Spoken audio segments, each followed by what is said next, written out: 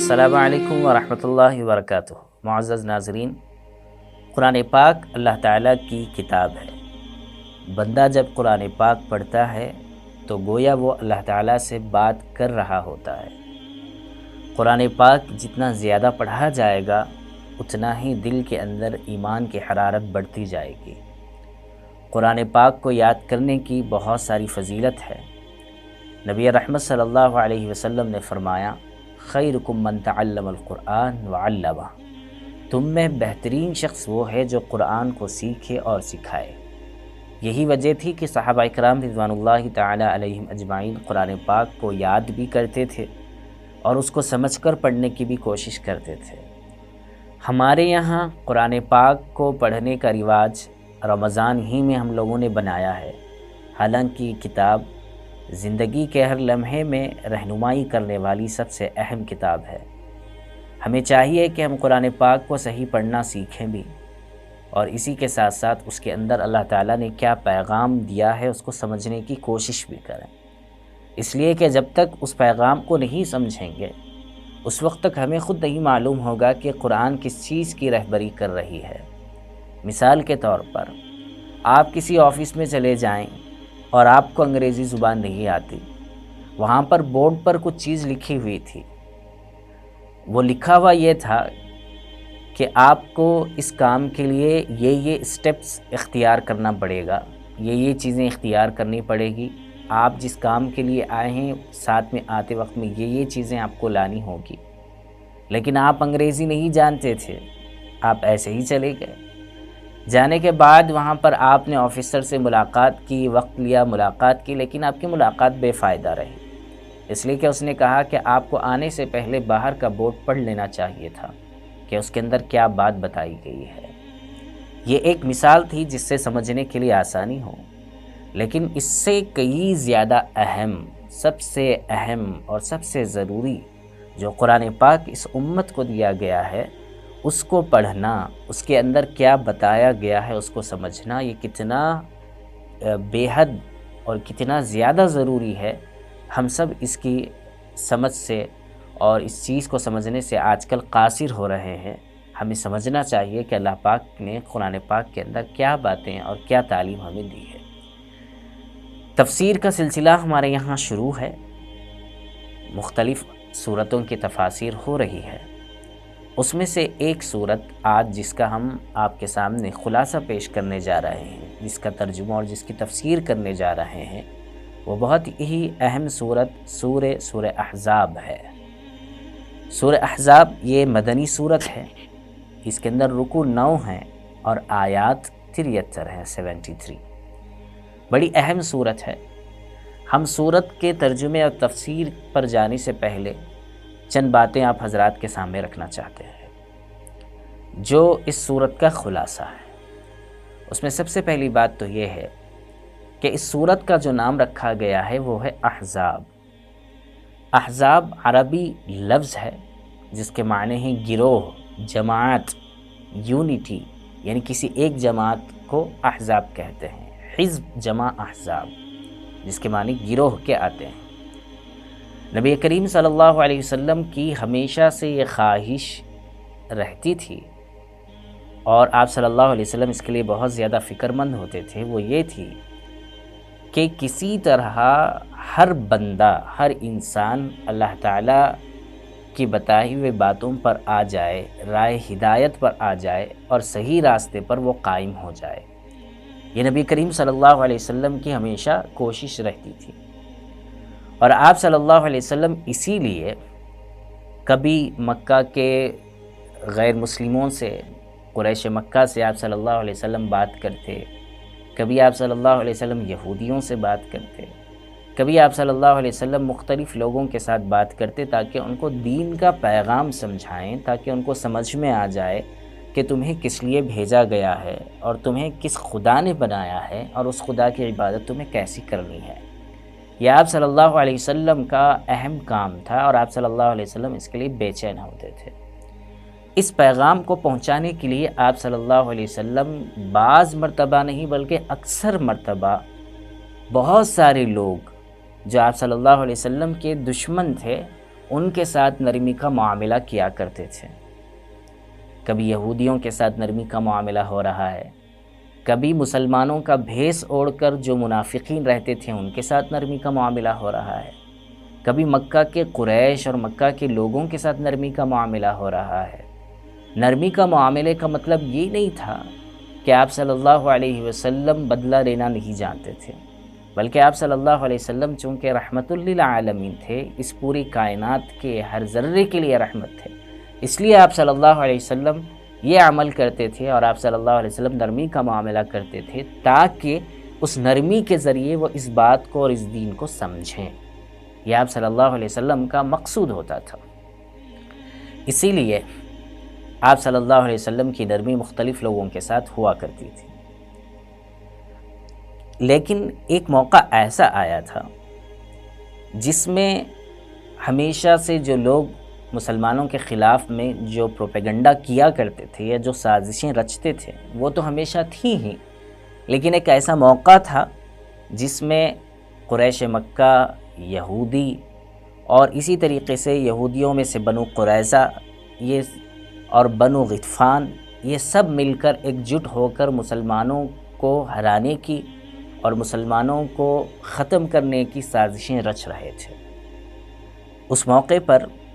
مسلمانوں کی صف میں جو منافقین تھے انہوں نے بھی ان کا بھرپور ساتھ دیا تھا اور ساتھ دیتے آ رہے تھے۔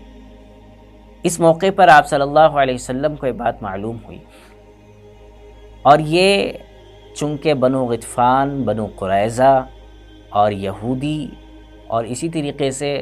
مکہ کے مشرک اور منافقین یہ سب مل کر مسلمانوں کے خلاف میں جب انہوں نے ایک اپنی یونٹی قائم کی، اسی کو احزاب کہا گیا ہے، کیونکہ وہ سب مل کر ایک متحد ہو کر مسلمانوں کے خلاف کام کرنا چاہتے تھے۔ اس موقع پر آپ صلی اللہ علیہ وسلم نے حضرت سلمان فارسی رضی اللہ تعالیٰ عنہ سے مشورہ طلب کیا کہ ان کا مقابلہ کیسے کیا جائے اور ان سے کیسے لڑا جائے اور ہم اپنا پروٹیکٹ کیسے کر سکیں۔ تو حضرت سلمان فارسی رضی اللہ تعالیٰ عنہ چونکہ فارس کے تھے تو انہوں نے اپنے یہاں کے علاقے کے جنگوں کے وقت کے جو ٹرکس تھے وہ بتائیں، اور انہوں نے بتایا کہ اللہ کے رسول صلی اللہ علیہ وسلم ہمیں سامنے سے مدینے کے پیچھے چونکہ سلعہ نامی پہاڑی ہے تو وہاں سے ان لوگوں کے آنے کا خدشہ بہت کم ہوگا، البتہ سامنے کے حصے پر ہمیں ایک خندق کھودنی ہے۔ اس غزوے کو غزوہ خندق بھی کہا جاتا ہے اور اس غزوے کو غزوہ احزاب بھی کہا جاتا ہے، دونوں کے معنی ایک ہیں۔ خندق اس لیے کہا جاتا ہے کہ اس وقت خندق کھودی گئی تھی، اور احزاب اس لیے کہا جاتا ہے کہ یہ قومیں مل کر مسلمانوں کے خلاف میں ایک فیصلہ کن لڑائی لے کر آنے والے تھے اور وہ لوگ چاہتے تھے کہ مسلمانوں پر غلبہ حاصل کرے۔ اور حدیث کی کتابوں کے اندر اور تفسیر کے اندر یہ بات آتی ہے کہ جو کھدائی کی گئی تھی خندق کی وہ تقریباً جو ہے جو 6000 گز لمبی اور 10 گز چوڑی اور 10 گز گہری تھی۔ تو یہ اس صورت کا ایک پس منظر ہے جس کے بارے میں قرآن کے اندر اس کا تذکرہ مفصل آگے آ رہا ہے صورت کے اندر۔ ایک بات تو یہ تھی۔ دوسری بات اس صورت کے اندر یہ ہے کہ صورت غزوہ احزاب اور غزوہ بنو قریظہ کا تذکرے کے ساتھ ساتھ کچھ شرعی احکام پر مشتمل ہے، یعنی اس کے اندر کچھ شرعی احکام بھی بتائے گئے ہیں۔ شرعی احکام کے اندر ایک شرعی حکم یہ ہے کہ پہلے جو اپنی میراث تقسیم ہوا کرتی تھی لوگوں کے درمیان میں وہ بھائی چارگی کی بنیاد پر ہوتی تھی۔ جیسے آپ صلی اللہ علیہ وسلم مدینہ آنے کے بعد میں مہاجر اور انصار دونوں کی جوڑی بنا دی تھی، دونوں میں مواخات قائم کیا تھا،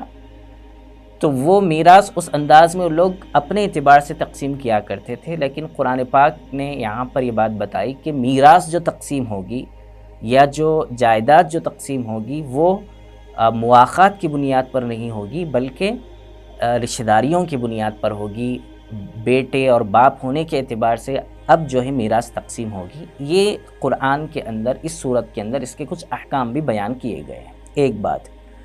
دوسری بات، اسی کے اندر طلاق شدہ خواتین کے سلسلے میں کچھ احکام بیان کیے گئے، اور اسی کے اندر خواتین جب گھر سے باہر نکلیں تو وہ کیسے حجاب کریں، کیسے پردہ کریں، اس کے بارے میں کچھ شرعی احکام بیان کیے گئے ہیں اس صورت کے اندر۔ اور اسی کے ساتھ ساتھ زمانے جاہلیت کی ایک 2 رسمیں تھیں،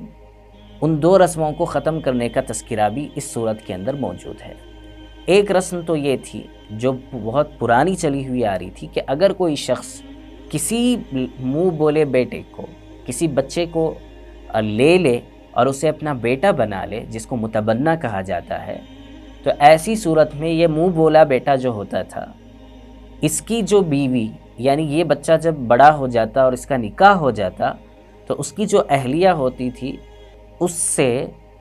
اس منہ بولے بیٹے کے والد جو ہے اپنی بہو کی طرح جو ہے ریاکٹ کرتے تھے، یعنی وہ ان کے لیے محرم اس کو سمجھتے تھے، حالانکہ وہ محرم نہیں ہوا کرتی تھی بلکہ وہ ان کے لیے غیر محرم ہوتی تھی۔ اور اس بیٹے کے انتقال کے بعد میں اس عورت سے اس والد کے نکاح کو برا مانا جاتا تھا، کیونکہ وہ اس کو بہو سمجھا کرتے تھے، معاشرے کے اندر ایسا تھا۔ اب چونکہ وہ ان کا حقیقی بیٹا ہی نہیں ہے تو ظاہر سی بات ہے کہ اس کی جو اہلیہ ہوگی یا اس کی جو بیوی ہوگی وہ ان کی حقیقی بہو نہیں ہوگی، وہ محرم نہیں ہوگی، وہ غیر محرم ہوگی۔ اور جب ان سے نکاح کا مسئلہ ہوگا، یعنی بیٹے کے انتقال کے بعد میں جو منہ بولا بیٹا ہے اس کے انتقال کے بعد میں، تو شرعی اعتبار سے اس کی گنجائش ہے، اس کی اجازت ہے، چونکہ وہ اس کے لیے غیر محرم ہے۔ تو اس زمانے کے اندر لوگ یہ سمجھتے تھے کہ اب منہ بولا بیٹا جب بول لیا گیا ہے، کسی کو اپنا بیٹا بنا لیا گیا ہے، تو اب اس کے انتقال کے بعد میں اس کی بیوی سے اس کا جو سسر ہے، جو منہ بولا سسر ہے، وہ نکاح نہیں کر سکتا۔ یہ ایسا تصور قائم تھا۔ قرآن نے اس کو مٹایا، اور وہ مٹانے کا طریقہ اس رسم کو یہ تھا کہ نبی کریم صلی اللہ علیہ وسلم کے جو منہ بولے بیٹے تھے حضرت زید بن حارثہ رضی اللہ تعالیٰ عنہ، ان کا نکاح حضرت زینب رضی اللہ تعالیٰ عنہ سے ہوا تھا، اور آپ صلی اللہ علیہ وسلم چونکہ ان کو منہ بولا بیٹا مانتے تھے تو ان کے انتقال کے بعد یا ان کے طلاق کے بعد، یعنی حضرت زید بن حارثہ رضی اللہ تعالیٰ عنہ اور حضرت زینب رضی اللہ تعالیٰ عنہ کے درمیان موافقت نہیں ہوئی، اتفاق نہیں ہوا، نکاح کے بعد میں نبھاؤ نہیں ہو سکا، تو دونوں کے درمیان طلاق ہو گئی۔ پھر اللہ کے حکم سے نبی کریم صلی اللہ علیہ وسلم نے حضرت زینب رضی اللہ تعالیٰ عنہ سے نکاح کیا۔ تو اس موقع پر بہت سارے لوگوں نے پروپیگنڈا کیا کہ یہ دیکھو کہ محمد صلی اللہ علیہ وسلم اپنی ہی بہو سے نکاح کر رہے ہیں، یعنی چونکہ وہ منہ بولا بیٹے کی پہلے اہلیہ رہ چکی تھی، گرچہ کہ اب طلاق ہو چکی ہے، تو ان سے نکاح کے سلسلے میں لوگوں نے پروپیگنڈا شروع کیا۔ تو قرآن نے اس کی تردید کی اور کہا کہ ایسا نہیں ہے، بلکہ منہ بولے بیٹے کی بیوی سے اگر وہ منہ بولا بیٹا وہ شخص طلاق دے دے تو نکاح کیا جا سکتا ہے۔ یہ قرآن نے اس کی تردید کی اور اس کا صحیح واضح انداز اس کو بتایا اور اس وقت کی رسم کو مٹایا۔ اسی کے ساتھ ساتھ ایک اور رسم تھی، اور وہ رسم تھی کہ اگر کوئی شخص اپنی بیوی کو یہ کہہ دے کہ تو میری ماں کی طرح ہے، تم میری والدہ کی طرح ہو، تو ایسی صورت میں وہ بیوی کو لوگ اس کی ماں کی طرح مانتے تھے اور ان دونوں کے درمیان نکاح کا رشتہ ختم ہو جاتا تھا۔ تو اسلام نے اس چیز کو مٹایا اور کہا کہ ایسا بولنے سے ہی فوراً وہ اس کی ماں نہیں ہو جاتی۔ اس رسم کو بھی اس صورت کے اندر مٹایا گیا ہے۔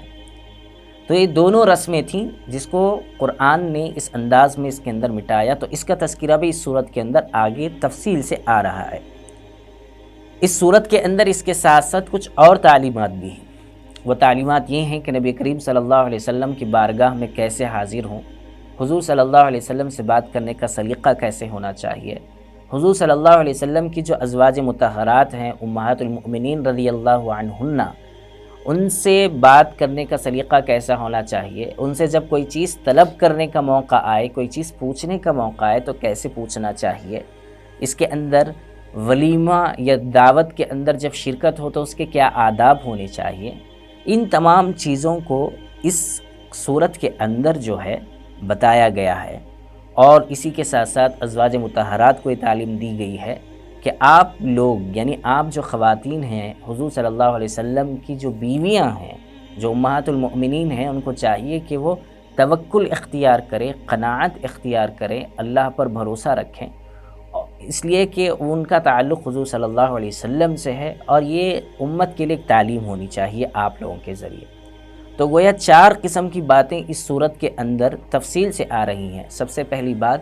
غزوہ خندق، یعنی جس کو سورہ احزاب کے اندر ذکر کیا گیا، اس کو غزوہ احزاب بھی کہا جاتا ہے، اس کا تذکرہ آئے گا۔ اسی کے ساتھ ساتھ دوسری چیز کہ بنو قریظہ اور جو ہے غزوہ احزاب اور غزوہ بنو قریظہ کے علاوہ اس کے اندر کچھ شرعی احکام بھی ہیں۔ ان شرعی احکام کے اندر سے ایک حکم جو ہے میراث کا مسئلہ ہے، یعنی جو ہے مواخات کی بنیاد پر نہیں ہوگا بلکہ رشتہ داروں کی بنیاد پر ہوگا، رشتہ داری کی بنیاد پر ہوگا۔ ایک مسئلہ اس کے اندر طلاق شدہ خواتین کے احکام کے بارے میں ہے کہ ان کے لیے کچھ تاکید اس کے اندر آئی ہے۔ اسی کے ساتھ ساتھ زمانے جاہلیت کی 2 رسمیں، جیسے منہ بولا بیٹے کی بیوی سے نکاح کرنے کا، اس رسم کو مٹایا گیا، اس غلط فہمی کو دور کیا گیا۔ اسی کے ساتھ ساتھ اس صورت کے اندر اپنی اہلیہ کو جب اگر کوئی بندہ کہہ دے کہ تم میری ماں کی طرح ہو، تو وہ ماں کی طرح نہیں ہوتی، اس کا تذکرہ اس کے اندر موجود ہے۔ اسی کے ساتھ ساتھ اس صورت کے اندر کچھ تعلیمات ہیں، اور وہ تعلیمات یہ ہیں کہ حضور صلی اللہ علیہ وسلم سے بات کرنے کا سلیقہ کیسے ہونا چاہیے، اور ازواج مطہرات رضی اللہ عنہن سے کوئی چیز لینی ہو تو کیسے پوچھنا چاہیے، اور ایسے ہی دعوت ولیمہ یا کسی اور دعوت میں شرکت کر رہے ہوں تو وہاں پر ہمیں کیسے رہنا چاہیے، اس کے آداب، اور پھر اسی کے ساتھ ساتھ ازواج مطہرات رضی اللہ عنہن کے بارے میں کچھ ان کو تاکیدات کی گئی ہے۔ گویا یہ ایک مختصر سا اور اجمالاً اور بریف اس کا انٹروڈکشن ہے اس سورے کا، جو ہمیں یاد رکھنا چاہیے۔